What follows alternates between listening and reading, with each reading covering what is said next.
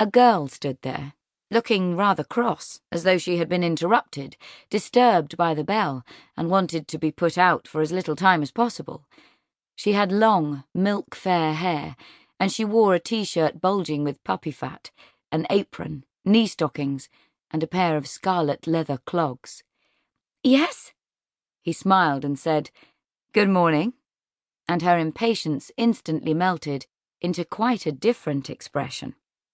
She had realised that it wasn't the man about the coal, or someone collecting for the Red Cross, but a tall and personable young man, long-legged in his well-scrubbed jeans, and bearded like a Viking.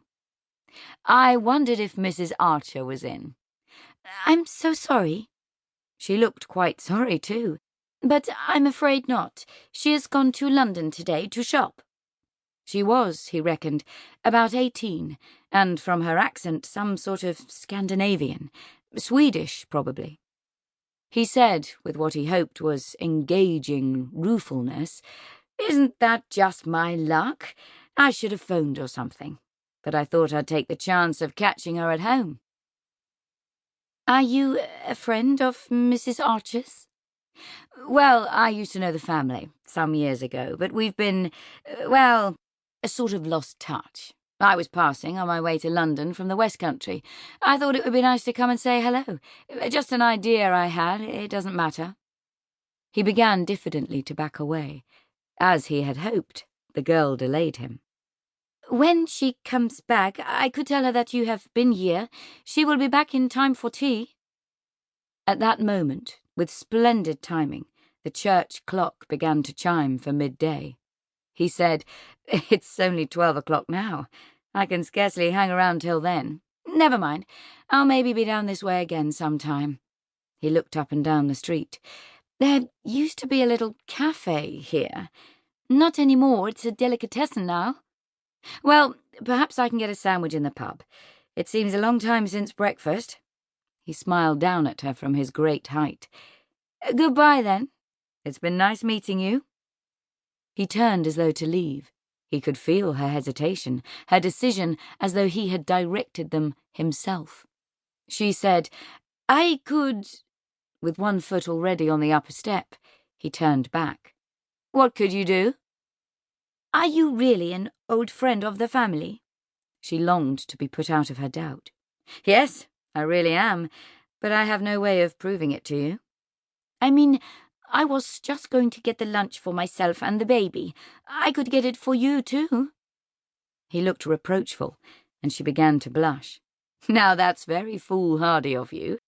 I'm sure you've been warned time and time again about strange men coming to the door."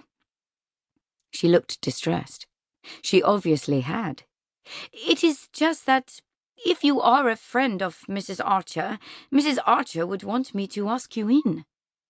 She was lonely and probably bored. All au pair girls seemed to be lonely and bored.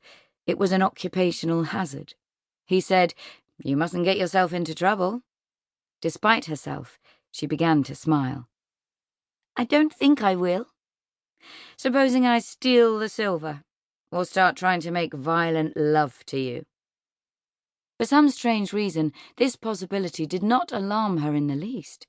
Rather, she seemed to regard it as a joke, and so to be reassured. She even gave a small, conspiratorial giggle. "If you do, I shall scream and the whole village will come to my rescue. Everybody knows what everybody does in Woodbridge. Everybody talks all the time. Chat, chat. Nobody has a secret." She stepped back, opening the yellow door wide. The long, pretty hallway was invitingly revealed.